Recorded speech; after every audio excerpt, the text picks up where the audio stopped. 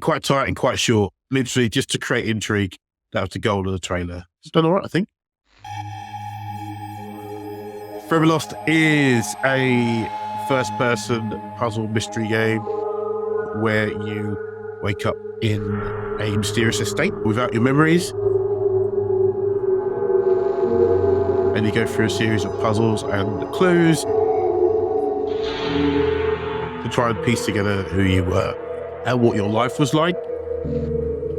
And then partway through the game, you remember the catastrophic event that happened. And then through, I guess, the third act of the game, all of your pieces of your memory come back.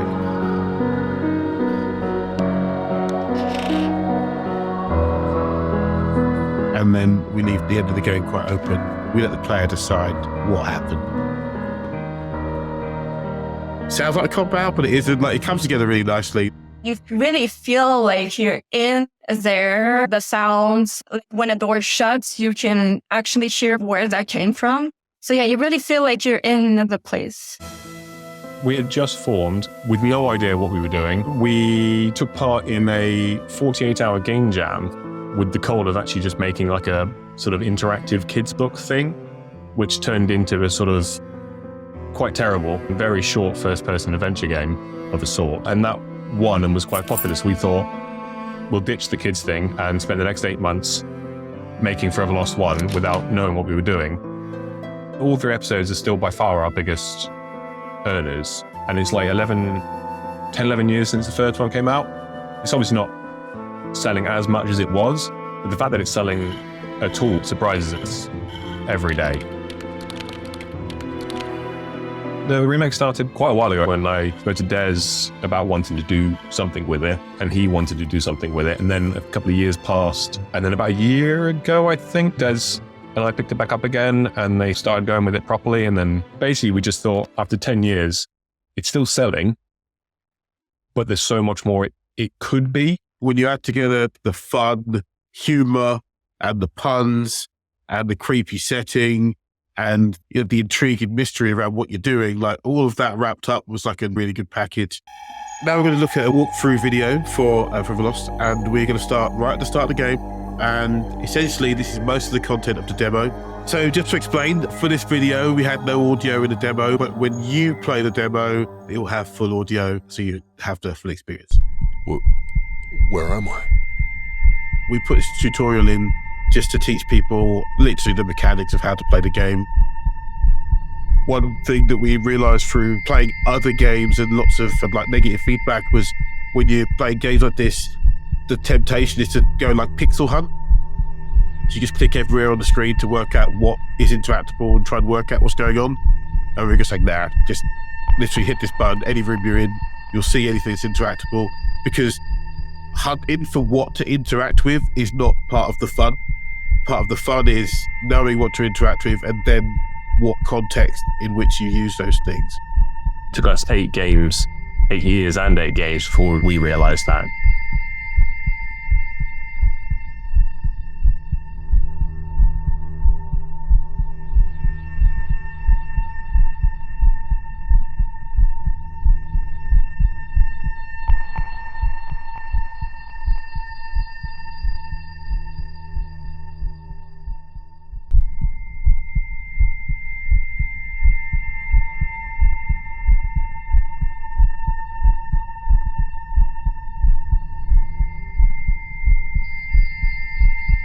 So what have we done? We found the screwdriver in the vent.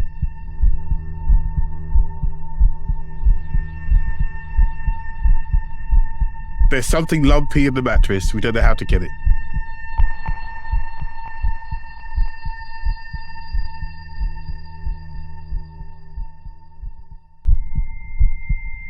Puzzles are very important in the game, whether that's piecing together the story or piecing together like a more logic puzzle or trying to find the exit to a room or a plane.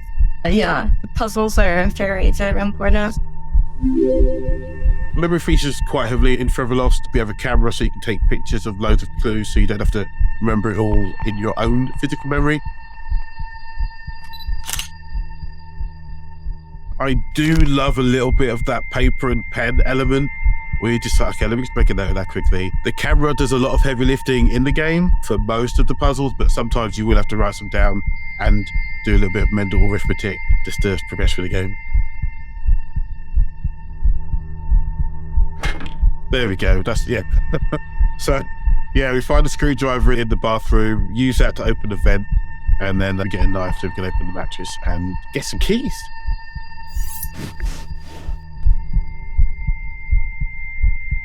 "10 years later, we still get bug reports that people can't solve that mattress because all they're doing is stabbing it."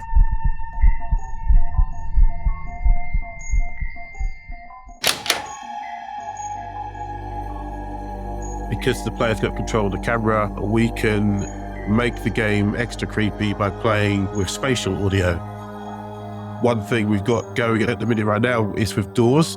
So we deliberately delay the closing of doors so that as you're progressing through the environment, you've forgotten that you didn't shut the door. And then when it gets, you hear like this creepy door closing sound, it's going to increase attention. Did the door close because you've come through it or someone else closed it? And yeah, it's just one of those things that to really dive in on that psychological horror.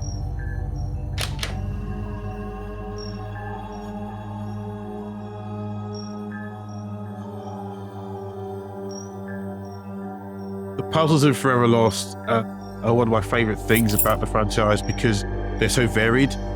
Some of them are just simple shape recognition, pattern recognition. Others are subtle facts quests. You come across a puzzle, something's just missing, you need to go and find that missing piece. That missing piece is more often than not trapped inside another puzzle. We've got some word puzzles, we've got loads of logic puzzles. I'm thinking about slipping a language puzzle in there. There's loads of like picture puzzles. And there's a couple of ciphers as well. It's a good variety of puzzles, and we just want to have as much fun as possible, really. So, the game has a couple of audio puzzles, which is great when there's audio, and if there isn't,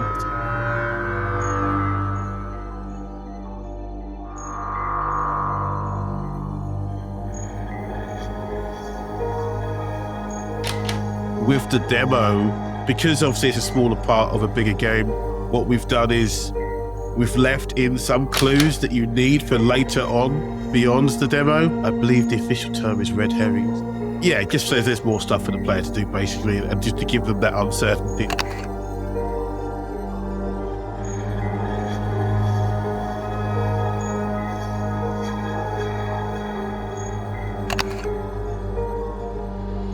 The game sets the tone quite early, and then once you get into that tone and frame of mind, the solutions to the puzzles will come to you quite reasonably.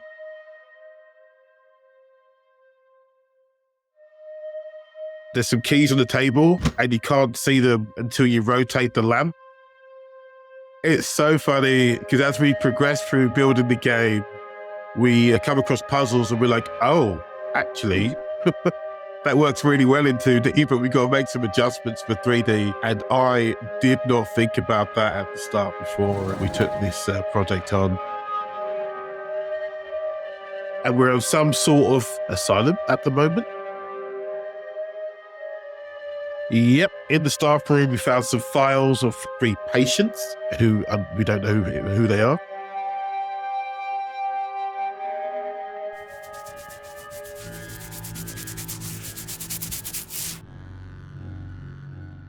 So we just use the etching pencil here, which then gives you the access to the computer, which gives you access to more information. Yeah, most of the puzzles, like I said, they have 2 or 3 steps. So you come across the puzzle first in an unsolvable state, go somewhere else, solve a different puzzle, then you get something that then helps you solve another puzzle that you've seen already. For people watching this, if you're afraid that there's a lot of backtracking in the game, there isn't. It's not that bad. I think there's 2 long places, but it makes narrative relevance when that happens. This is another red herring room. Like, all the information you get here is not used for the demo, but yeah.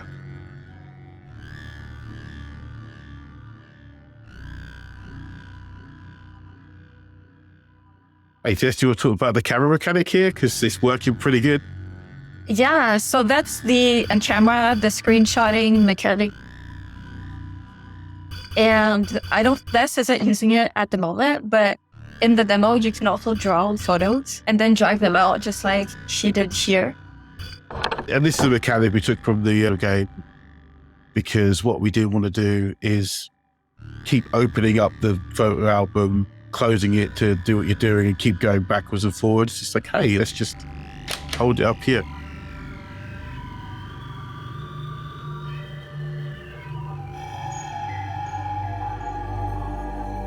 To solve the xylophone puzzle, you fix this radio, and this radio plays a tune, and you need to match that tune on the xylophone to complete that puzzle.